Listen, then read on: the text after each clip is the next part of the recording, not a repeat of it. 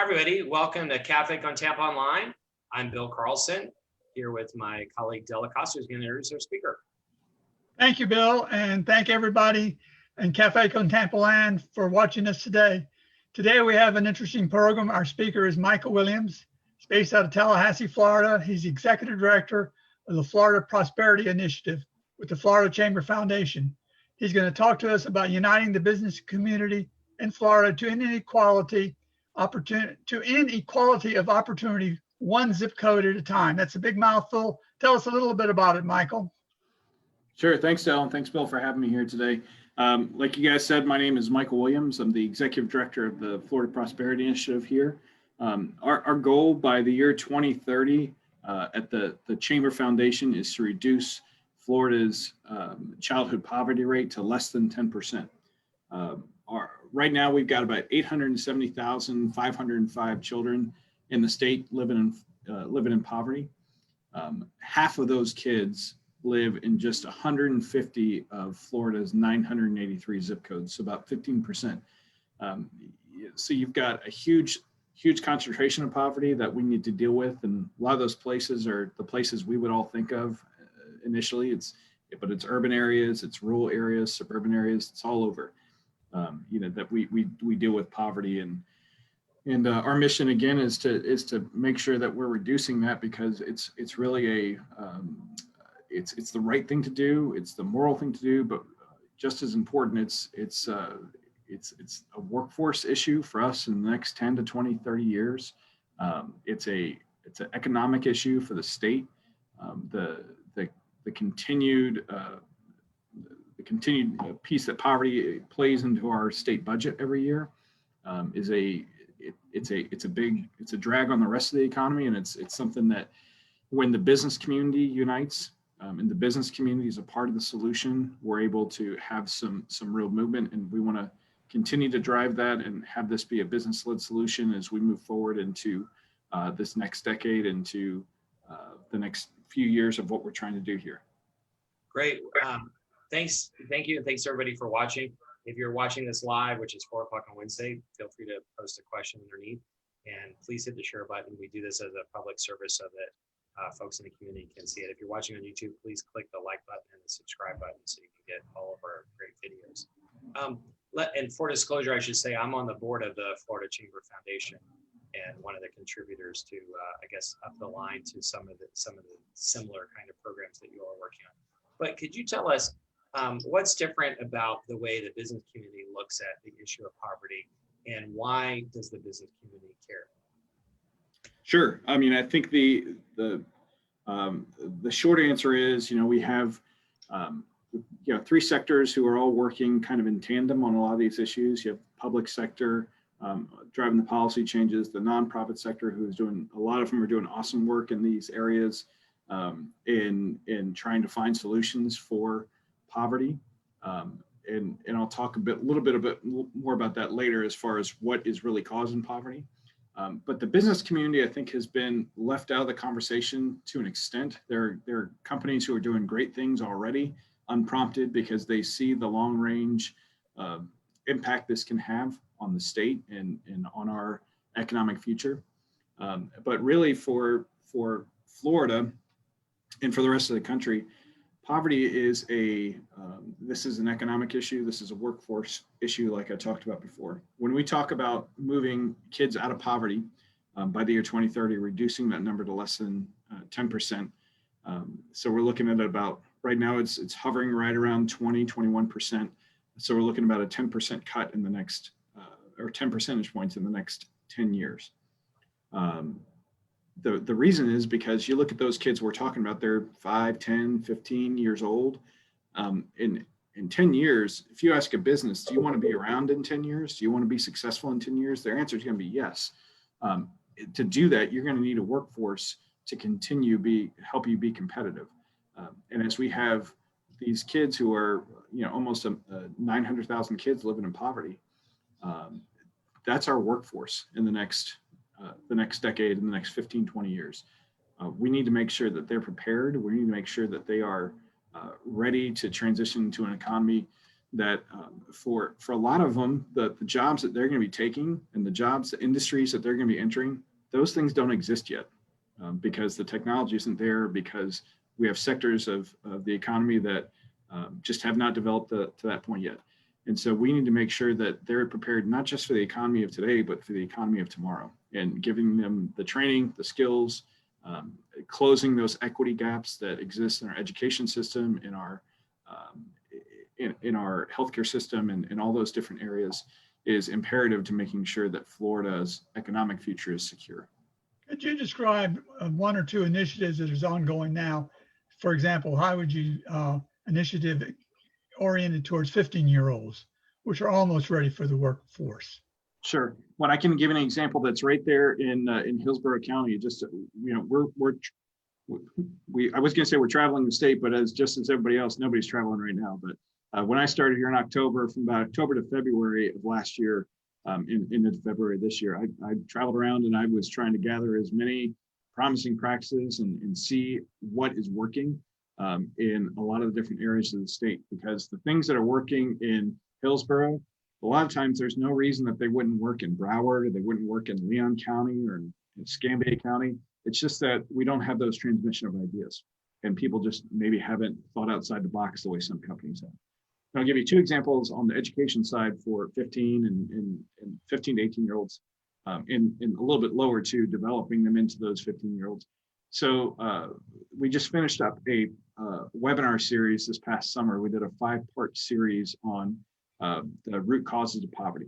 We've identified with the Florida Chamber Foundation, we identified 10 root causes of poverty, and they're all things that we're going to think of.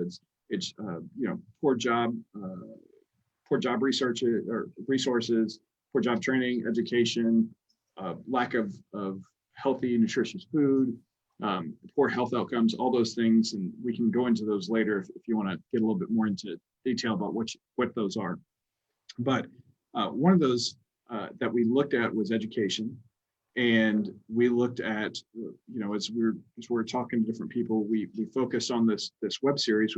We focused on kind of how some of these line up together specifically. So food and health, we did a whole 2-hour program on how those things are tied to poverty, and in the way that some of the business community is going forward and creating programs and creating support systems to relieve some of those in those areas.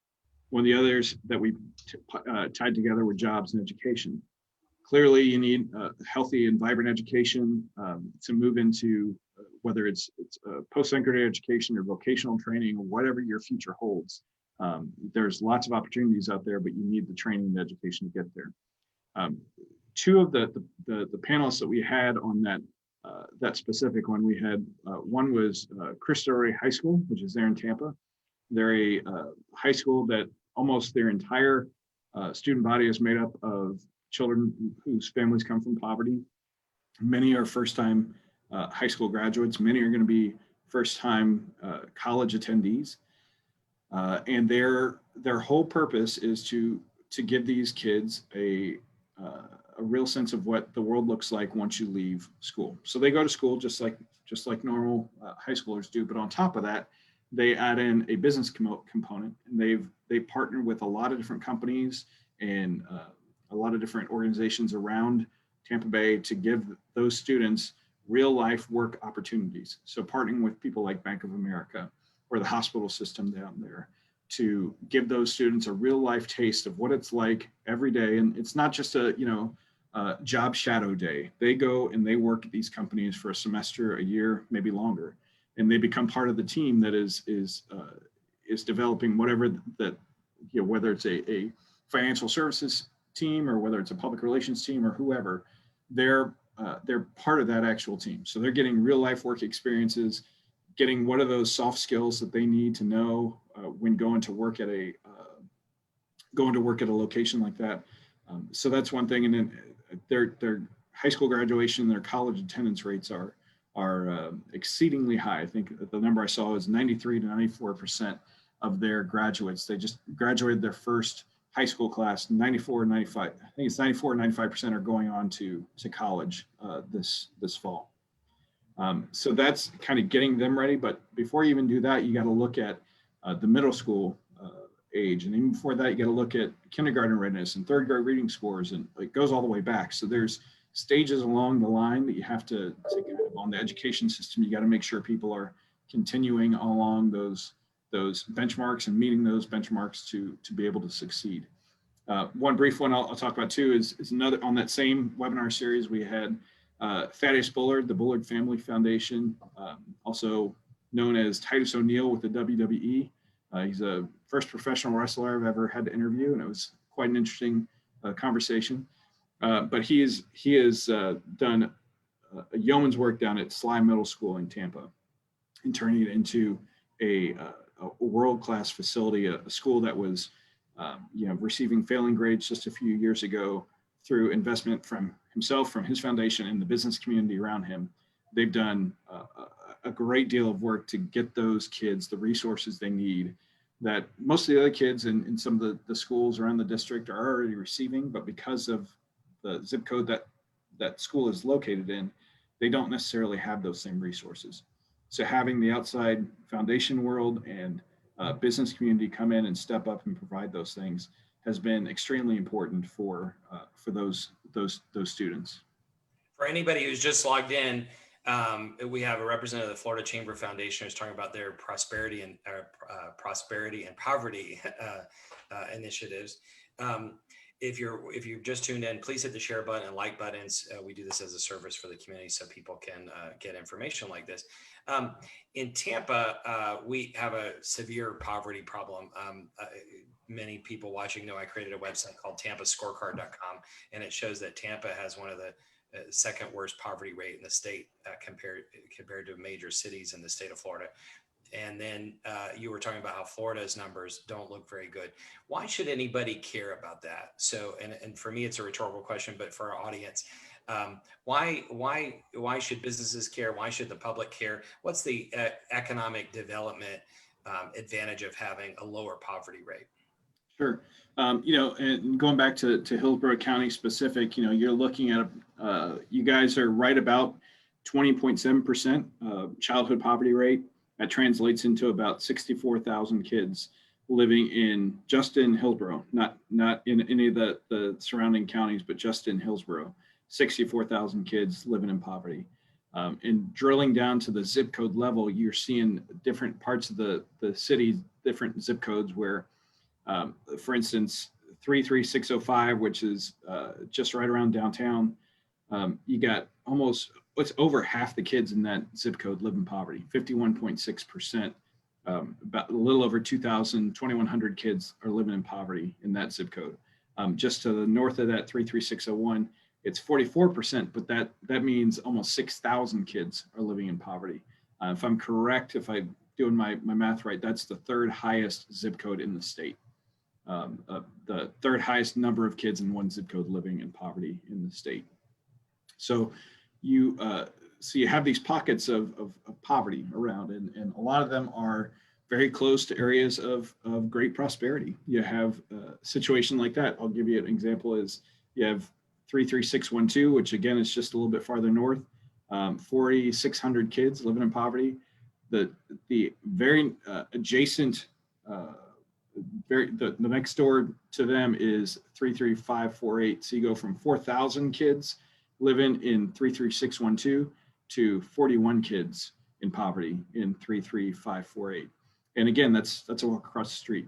That is, those zip codes border each other. And so you see a lot of this economic disparity, and a lot of it is there's a lot of racial disparity that goes along with it. A lot of that was put in place generations before anybody on this call was even a twinkle in their parents' eye. These are things that these neighborhoods were kind of created this way. There's a systematic racial component to that. That's a whole another topic of conversation. But the point is, we have these systems now, and we have neighborhoods now that are created this way, and the cycle is continuing, and there's no sign of that stopping. For a little bit better understanding, could you define how you're defining poverty? What is poverty? Sure. Let's say in Hillsborough County. Yeah, we use the federal poverty numbers, which it varies by the size of the family. But I believe it's a family of two, a mother, father with two kids. It's somewhere around the neighborhood of $20,000 a year. Again, that varies by the size of the family and can vary by other factors as well. But that's kind of the general topic we're talking about. In general, just for to give yourself a point of reference.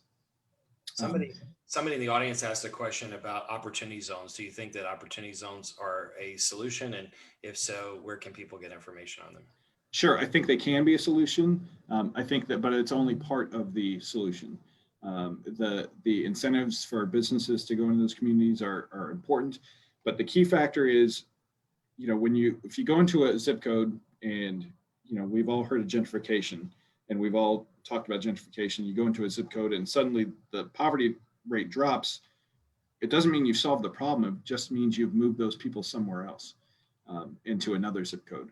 So what we need to start looking at is a way to holistically approach those 10 root causes of poverty at the zip code level. And opportunity zones, again, can be a part of that. You can look at, there's plenty of federal guidelines and federal websites you can look at that will give you more details on that. But the business community's component of this is to address those 10 root causes of poverty that I've talked about collectively. So you look at a model like something like, I don't know if you're familiar with purpose-built communities, which is a place-based collective impact model. So there's a great example over in Orlando, which is Lift Orlando. They went into, it's right near Camping World Stadium. They started looking at this neighborhood and realized that there was a huge pocket of poverty surrounded by great opportunity all around that area. And the team of investors that came in and wanted to do something about it, the very first thing they did was went into that community and found the people from that community who needed to sit on their board, who needed to be advisors on their board. Because it's not about us coming in with our, riding on the white horse and bringing the cavalry with us to save the day. It's got to have the community involvement as well. The business community needs to be a part, and the business community needs to lead, but they also need to lead with the direction of the community, the existing community there. So what they've been able to do is it was all focused around the school that was right there, the elementary school. And from there, they were able to give resources in housing, give resources in transportation, but get businesses involved in things like backpack and back to school drives, getting the hospitals involved and getting kids physicals so they could go to school. Simple things like that, but then also much larger investments to create a mixed income housing units that give an opportunity for people who may not have the economic means to buy or to rent at a certain level, to still have a place in that community and to continue to move up that ladder, which is all this is about is upward mobility, it's economic upward mobility, to create more prosperity, brings a higher tax base to the state, and reduces the number of people who are making use of the services that the state and the federal government provide. Those two things combined, the increase of the tax base and the reduction in services, results in an economic boon for the state and for the nation. Has the pandemic affected your programming? It definitely has made us pivot. Like I mentioned, the 5-part series that we ran this summer was originally supposed to be an in-person event, one-day event in May, that obviously we had to take a look at how we did that. Gave us an opportunity to do something much deeper and give us an opportunity to take a really deep dive into some of these issues. And thanks to the magic of the internet, it's now stored for anyone to go and see, to go back and look at and relive anytime they want. It's also taken me off the road. Like I mentioned, in February, up to February, I was on the road at least once or twice a week, going out to meet people, to talk about this issue, to have conversations like we're having today in person, to really get data specifically to those zip codes that I was talking in. I could really focus my presentation down to that. Now we're having to do a lot of things by Zoom. It's definitely accelerated what we're doing. We've launched some tools that we had thought about, but this gave us the opportunity to really put some effort into and launch them. One of the tools we just launched earlier this month is called the Florida Gap Map.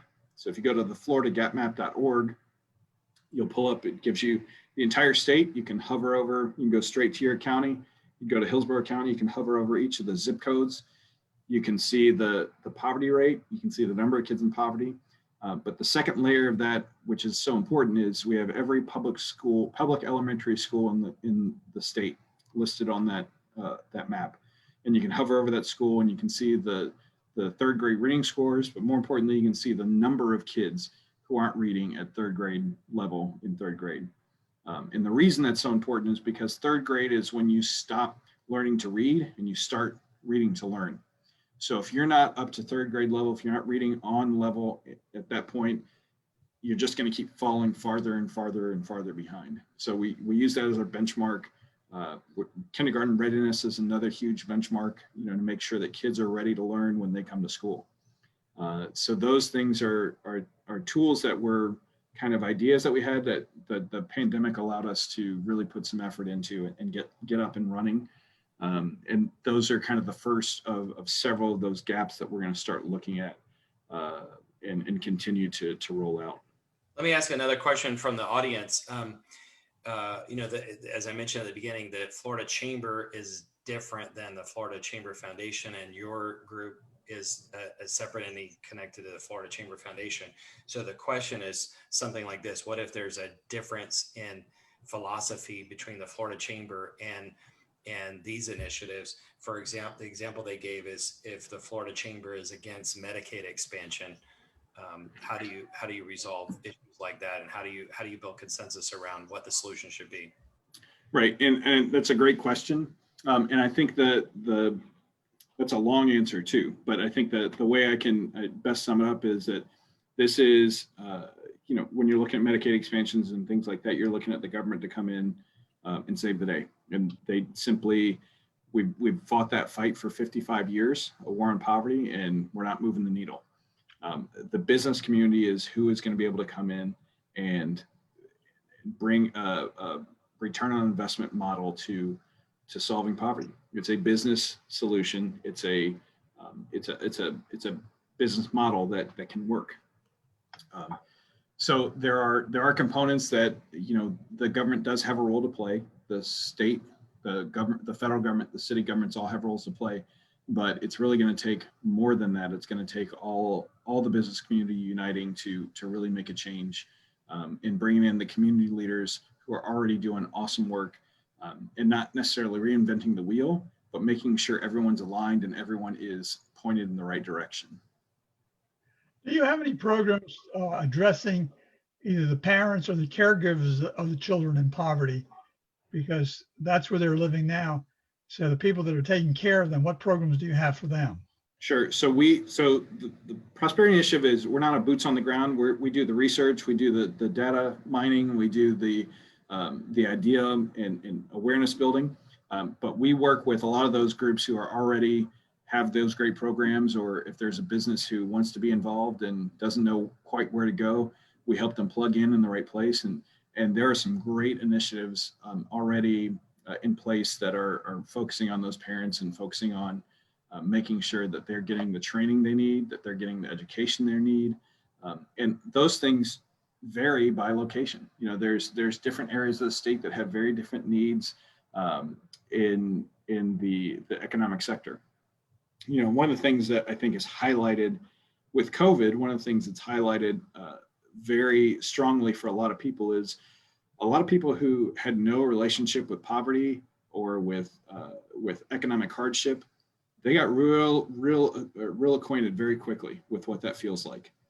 And a lot of people who are either out of a job or were furloughed, and we talk about with the United Way's ALICE population, people who are kind of that one paycheck away from disaster, who are just living week to week.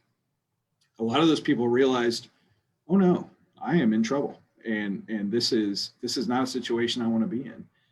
And so I think you've got a place where people are more aware that this exists, but at the same time you have a place where those people now who are starting to get back on their feet, industries that are starting to recover, are able to do that. But you also have huge sectors of industries that have not recovered yet and are still underwater, and there may not be a way out for a lot of those, but you have those people who are employed in those industries, which are usually low wage industries, who are now having to rethink, how do I make a living if this restaurant's not going to reopen? How do I make a living? Besides that, we're going through a structural change in the economy. We're going to run out of time here in a minute, but It's just in South Tampa. People think that all of South Tampa is rich people, but in the South Gandy Civic Association, and I posted this on their site so they could see, they every Thursday work with the food banks to give away food because people are unexpectedly put out of jobs, and there's this whole trend toward mechanizing or converting white collar jobs to AI, which is a whole other conversation. But I want to ask you real fast, maybe the last question, we ran out of time. Affordable housing is a huge issue, and it affects businesses because if you have a business and your employees are having to drive 2 hours because they can't afford to live nearby, then that adds to your costs and because of their stress and everything. In Tampa, the official number is that there's a shortage of 20,000 homes. The unofficial number is 50,000 homes. What role do you think the chamber and the private sector can play in trying to solve the problem of affordable housing? Yeah, and truly, I think that is one of the biggest. It was the looming crisis that was facing Florida. Now I think it's just the full-on crisis that's facing Florida. You have situations where people who are living 2 and 3 counties away because they can't afford the cost of living where they work. So you have this issue of that also pairs with the issue of transportation. So if you can't live in the county, you got to have a way to get to your job, or you don't live in this close to your job, you got to find a way to get there. So you have all these things that are working against these people who are, and we're not talking necessarily the people the faces of poverty we usually think of. We're talking people who are employed, who have jobs, who have maybe decent jobs, but are still working maybe 2 jobs just to make ends meet, and are trying to find a way to cut expenses every month. Del, do you have any other quick last question? Well, just very quickly, if you can get to it, are there any future programs that are on the horizon that you'd like to see implemented? Yeah, I think there's a lot that's coming right now. Our main focus is, again, continuing to build the awareness that these issues exist. And so I would invite anyone who's interested in more information. You can visit us at prosperityfl.org. You can get on our list, and we'll make sure we send out any information we have on these issues. I think there's a lot of programs. There's a lot of things around the state that we've collected that I would love to share with people. And we have a lot of those cataloged on our website. And, again, those things are ideas that could work pretty much anywhere, but just need to be, the exposure is what they need. Well, thank you so much. And anytime you want to come back and give an update, I'm sure we'd love to hear about it. We always enjoy hearing new ideas. Thanks everybody for watching. Please hit the like button and the share button so your friends and colleagues can see this. And we look forward to seeing you next time. Thank you. Great. Thanks, everyone.